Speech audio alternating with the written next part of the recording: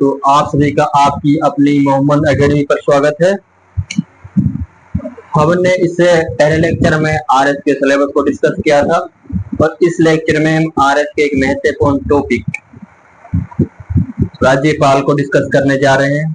यदि आप कोई भी गवर्नमेंट जॉब की तैयारी कर रहे हैं और यदि आपके सिलेबस में राज्यपाल का टॉपिक है तो ये वीडियो और ये लेक्चर आपके लिए और आपसे संबंधित जो भी फ्रेंड तैयारी कर रहे हैं उनके लिए महत्वपूर्ण होने वाला है।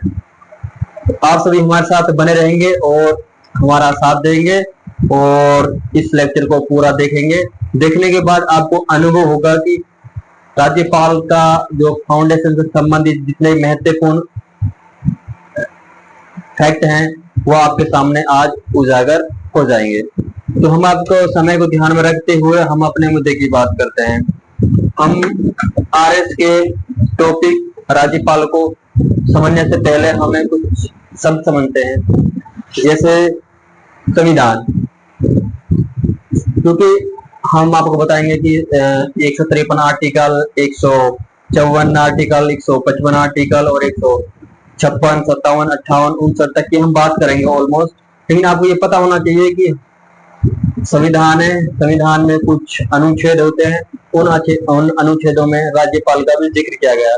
तो तब मैं आपके सामने बताऊंगा कि ये संविधान का अनुच्छेद 153 में लिखा है और ये 154 में लिखा है, तो आपको समझ जाना चाहिए कि किस संबंधित बात हो रही है।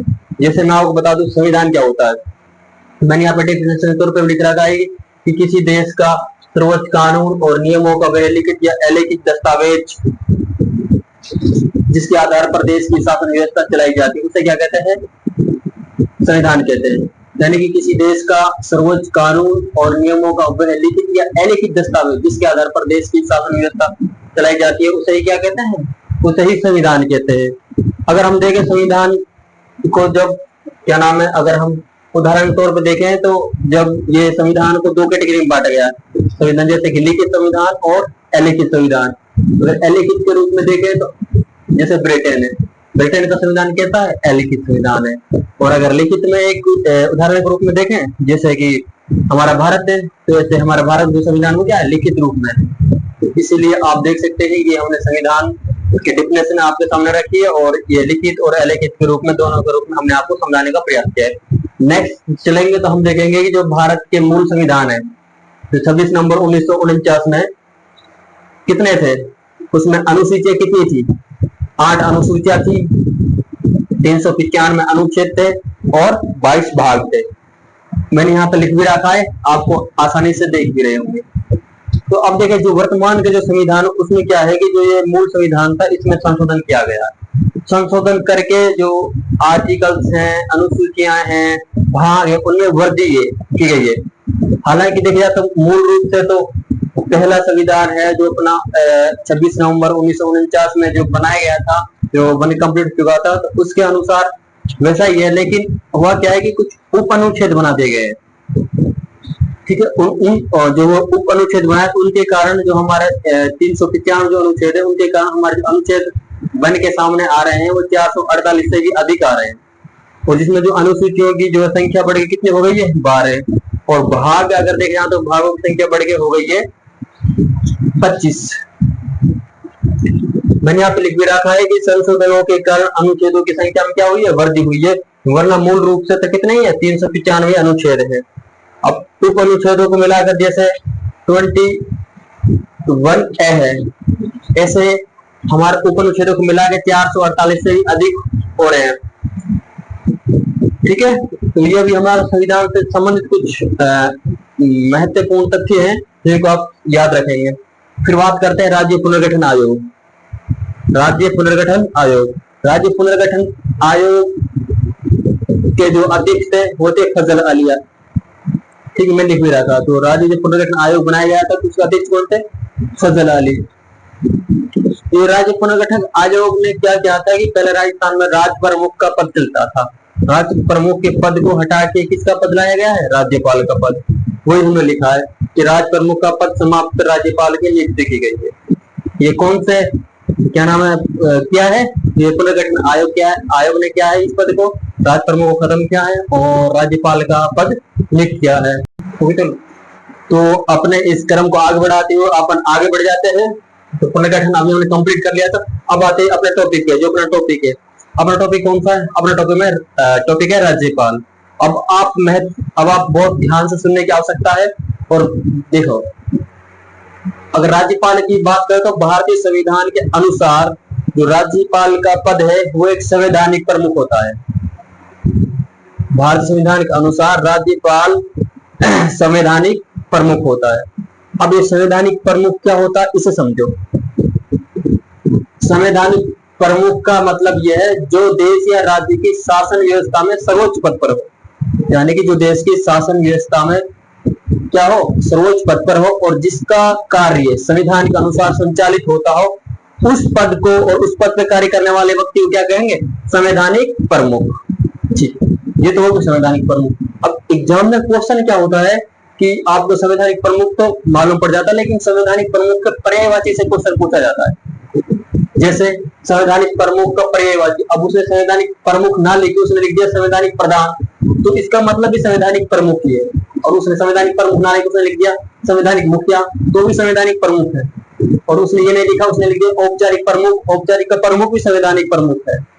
और नामात्र का प्रमुख लिख दिया, ये भी वही मामला है। और सांकेतिक प्रमुख लिख दिया, ये भी एक ही बात है। ये सब इसके पर्यायवाची शब्द है, इनको आप ध्यान में रखूंगा। क्वेश्चन इससे पूछा जाए, इससे पूछा जाए, इनमें से किसी से पूछा जाए, तो ये चारों टॉपिक आपको याद रखने हैं। अब बात करते हैं नेक्स्ट। अब देखते हैं कि संविधान में राज्यपाल के क्या क्या प्रावधान किए गए हैं। ये जो भारत का संविधान है वो कड़ा नंबर का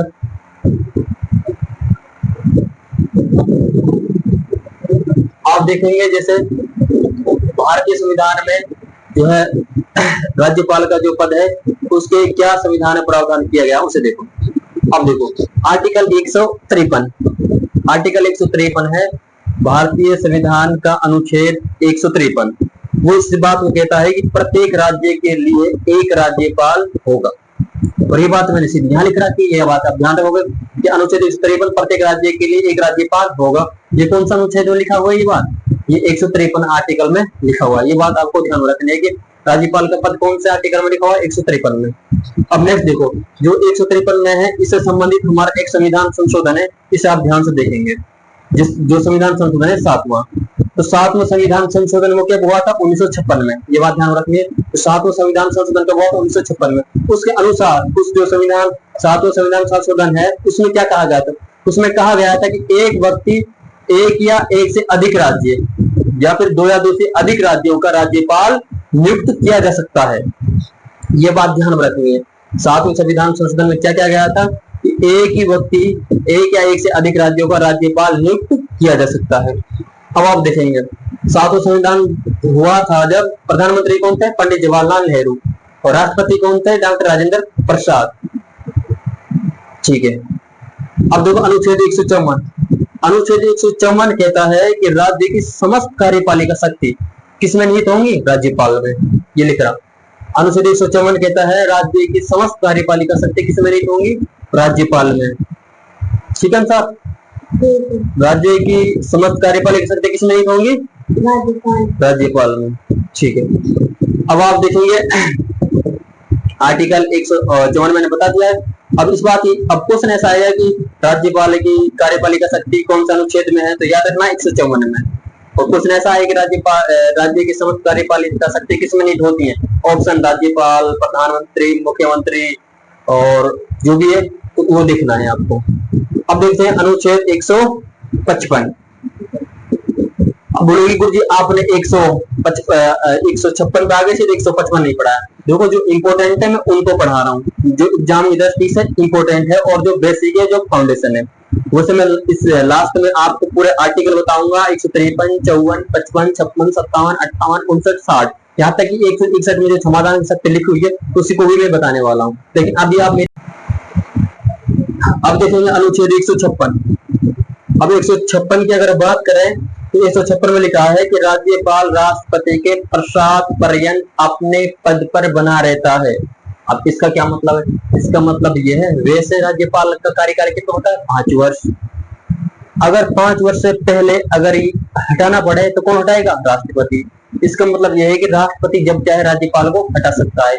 इसको अपन अपनी लैंग्वेज में से बोलते हैं कि जो राज्यपाल है वो राष्ट्रपति के पश्चात पर्यंत अपने पद पर बना रहता है। ठीक है, तो सामान्यतः इसका कार्यकाल कितना होता है राज्यपाल का? 5 वर्ष। ध्यान में रखनी है सारी बातें। अब नेक्स्ट देखो, ये बातें अपना हो चुकी है। अब देखते हैं योग्यता एवं शर्तें। राज्यपाल की योग्यता क्या है? राज्यपाल बनने के लिए हमारे पास क्या क्या क्वालिफिकेशन होनी चाहिए वो देखो, क्या क्या कंडीशन है। सबसे पहले वो भारत का नागरिक हो। राज्यपाल बनने के लिए क्या होना चाहिए? वो भारत का नागरिक होना चाहिए। दूसरी बात, उसकी कम से भी कम आयु यानी कि न्यूनतम आयु 35 वर्ष हो। 35 वर्ष से कम नहीं चलेगा, 35 वर्ष ऊपर हो चलेगा, लेकिन 35 वर्ष से 1 वर्ष भी कम नहीं चलेगा। यानी कि उसकी न्यूनतम आयु कितनी होनी चाहिए? 35 वर्ष। ठीक है। और तीसरी बात, वह संसद या राज्य विधानमंडल का सदस्य न हो। ना तो वह संसद या फिर और ना राज्य विधानमंडल का सदस्य हो। और मेन इंपॉर्टेंट बात, वह किसी लाभ के पद पर ना हो। लाभ का मतलब यह है कि वह किसी गवर्नमेंट सर्वेंट के रूप में कार्य नहीं कर रहे हो। ठीक है, ये सारे जो मैंने बताइए, आप यकीन मानना जब आप एग्जाम दोगे तो आप देखोगे इससे इर्द गिर्द या फिर इसी में से क्वेश्चन पूछा जाएगा आपके एग्जाम में। ठीक है, अब देखते हैं राज्यपाल की प्रमुख शक्तियां। राज्यपाल की प्रमुख शक्तियां क्या क्या हैं? देखो, राज्यपाल की शक्तियां मुख्यतः 4 प्रकार की हैं, यानी कि 4 ही होती हैं इंपॉर्टेंट, तो जिनमें पहला है कार्यपालिका शक्तियां, दूसरी है विधायी शक्तियां, तीसरी है न्यायिक शक्तियां और चौथी है विवेक शक्ति। अब देखते हैं ये कार्यपालिका शक्ति क्या है। कार्यपालिका शक्ति में क्या क्या शामिल है? कार्यपालिका शक्तियों में जो राज्यपाल वो क्या करता है? मुख्यमंत्री की नियुक्ति करता है। ठीक है, और मुख्यमंत्री की सलाह पर अन्य मंत्रियों की नियुक्ति करता है। ये किसमें शामिल है? कार्यपालिका शक्ति में। ये राज्यपाल की शक्ति में शामिल है। कार्यपालिका शक्ति में ये मंत्री की नियुक्ति करना और मुख्यमंत्री की नियुक्ति करना और मुख्यमंत्री की सलाह पर अन्य मंत्रियों की क्या करना? नियुक्ति करना। और आरपीएससी के सदस्यों की क्या करना? नियुक्ति करना। और जैसे महाधिवक्ता, एडवोकेट जनरल की नियुक्ति करना, ये सब किसमें आती है? कार्यपालिका शक्ति में। अब देखेंगे विधायी शक्ति। विधायी शक्ति में आप देखेंगे कि राज्यपाल किस रूप में कार्य करता है? विधानमंडल का सत्र बुलाना, सत्रवसान करना और विधानसभा को भंग करना, अनुच्छेद 213 के तहत अध्यादेश जारी करना, ये सारी किसमें शामिल है? विधायी शक्ति में। अब देखेंगे इसकी न्यायिक शक्ति। न्यायिक शक्ति में क्या क्या शामिल है? राज्य सूची के विषयों पर दंड को क्षमा करना या कम करना, निलंबित करना अनुच्छेद 161 के अनुसार। और जिला न्यायाधीशों की क्या करना? नियुक्ति करना, ये किसमें शामिल है? न्यायिक शक्ति में। और जिला न्यायाधीशों की नियुक्ति कौन से अनुच्छेदों के अंतर्गत की जाती है? 233 के अनुच्छेद 233 के अनुसार। अब देखेंगे विवेक शक्ति। विवेक शक्ति क्या है? राष्ट्रपति की विवेक शक्ति देखो, राज्यपाल की विवेक शक्ति देखो। जैसे राष्ट्रपति शासन यानी कि अनुच्छेद 256 की सिफारिश करना और किसी विधेयक को राष्ट्रपति के विचारार्थ सुरक्षित रखना और स्पष्ट बहुमत न होने पर मुख्यमंत्री का चयन करना। विवेक शक्ति ये है कि वो अपना इस्तेमाल करता है, अपना दिमाग इस्तेमाल करता है। जैसे कोई भी 2 पार्टी है और दोनों पार्टियों में किसी का भी बहुमत नहीं आया, तो फिर वो क्या करेगा? अपना विवेक का प्रयोग करेगा और अपना मत देगा और मत देने के बाद में उसका मुख्यमंत्री का चुनाव करेगा। ठीक है, अब इसके बाद देखेंगे विशेष तथ्य। राज्यपाल से संबंधित महत्वपूर्ण फैक्ट देखने वाले हैं। ध्यान से देखो, वीडियो छोटा है, आपके लिए महत्वपूर्ण बनने वाला है। देखेंगे विशेष तथ्य। विशेष तथ्य देखेंगे कि हमारा जो राजस्थान है, राजस्थान का जो प्रथम राज्यपाल था वो कौन था? गुरुमुख निहाल सिंह। याद रखना, वेरी इंपॉर्टेंट है। राजस्थान का जो प्रथम राज्यपाल था वो कौन था? गुरुमुख निहाल सिंह। अब नेक्स्ट देखेंगे आप, और जो हमारा जो क्या नाम जो राज्यपाल होता वो क्या होता है? जितने भी स्टेट के अंदर, राज्य के अंदर क्या होती है? विश्वविद्यालय होते हैं, यूनिवर्सिटी होते हैं, कॉलेज होते हैं, उन सबका ये क्या होता है? कुलपति के रूप में कार्य करता है, कुलपति के रूप में जाना जाता है। ठीक है, अब देखेंगे कुछ महत्वपूर्ण वाद मतलब केस। जैसे पहला केस आया था 1994 में, एसआर मुंबई मामला। उसमें क्या कहा गया था? देखेंगे अनुच्छेद 356 का दुरुपयोग रोका गया था। एसआर मुंबई मामला का किसमें आया था? 1994। उसमें जो आर्टिकल 356 है उसका दुरुपयोग को रोकने के रूप में काम किया गया था, यानी कि अनुच्छेद 256 को रोका गया था। अनुच्छेद 256 का कोई दुरुपयोग ना करे। ये कौन से केस में कही गई थी बात? एसआर मुंबई मामला में। और दूसरी बात भी कही गई थी, शक्ति परीक्षण सदन के पटल पर होना चाहिए। शक्ति परीक्षण किस होना चाहिए? सदन के पटल पे होना चाहिए। और दूसरा केस आया था नवाब रेबिया मामला। दूसरा केस क्या आया था? नवाब रेबिया मामला। और एक आया था 2016 में। आप देखेंगे 2016 में आया था, इसमें विवेक शक्ति को ऐसे नहीं किया गया, यानी उसमें स्पष्ट किया गया है कि जो है राज्यपाल की जो विवेक की शक्ति है, अपना दिमाग इस्तेमाल करने की शक्ति है, वो असीमित नहीं है, सीमित है। और जो राज्यपाल वो अपनी मनमानी नहीं कर सकता। ये बात किसमें कही गई थी? ये बात कही गई थी हमारे कौन से नवाब रेबिया मामला 2016 में कही गई थी। ऑलमोस्ट अपन एंड की ओर चल रहे हैं। अपन संविधान और इनसे सारे राज्यपाल के जितने संबंधित फैक्ट उन सबको पढ़ने के बाद अब बात करते हैं हम राज्यपाल के अनुच्छेदों को याद करने की ट्रिक।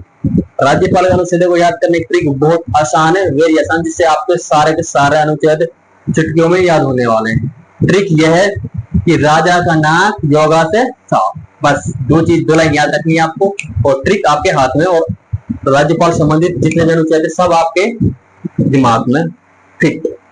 याद करते हैं, राजा का नाक योगा से साफ। अगर आप शायद यहाँ देख रहे होंगे तो मैं यहाँ लिख भी रखा है, राजा का नाक योगा से साफ। राजा 153 आर्टिकल 153 से स्टार्ट करना है। राजा यानी कि प्रत्येक राज्य के लिए एक राज्यपाल होगा। ये कौन सा अनुच्छेद? 153। आप क्या करना है? राजा 153 का 154 ना 155 के 156 और योगा 157 से 158 और साफ 159 और 61 में क्या लिखी है? ये समाधान की शक्ति। चलो देखते हैं। राजा का नाक योगा से साफ, ये इसके आर्टिकल की क्या है? ट्रिक है, जिसे आप आसानी से याद कर पाएंगे और जो आपके लिए बहुत ज्यादा हेल्पफुल होगी। इसलिए समझो, राजा का नाक योगा से साफ। राजा में प्रत्येक राज्य के लिए एक राज्यपाल होगा। कौन सा अनुच्छेद? 153। अब 53 से स्टार्ट कर दो। 53, 54, 55, 56, 57, 58, 60, 61। अब देखो, का राजा का मतलब 154 और का मतलब क्या है? कार्यपालिका की समस्त शक्तियां किसमें होंगी? राज्यपाल में होंगी। राज्यपाल की समस्त कार्यपालिका शक्ति किसमें होंगी? राज्यपाल में। ठीक है। और 155 नियुक्ति। ना का मतलब क्या है? नियुक्ति। राज्यपाल की नियुक्ति भारत का राष्ट्रपति द्वारा की जाएगी। ठीक है। और क्या मतलब? कार्यकाल। भारत का राज्यपाल राष्ट्रपति के पश्चात पर्यंत अपना पद धारण कर सकता है। और दूसरी बात, राज्यपाल का कार्यकाल सामान्यतः 5 वर्ष का होता है। ठीक है। आर्टिकल 157 योग्यता, और उसकी योग्यता क्या है? 157 में योग्यता क्या है?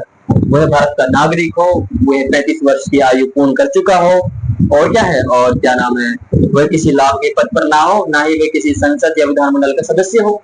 ठीक है। अब से मतलब सेवा शर्तें 158, राज्यपाल की सेवा शर्तें किसमें लिखी हुई है? आर्टिकल 158 में। अब बात करते हैं 159 में। 159 बात करें साफ का मतलब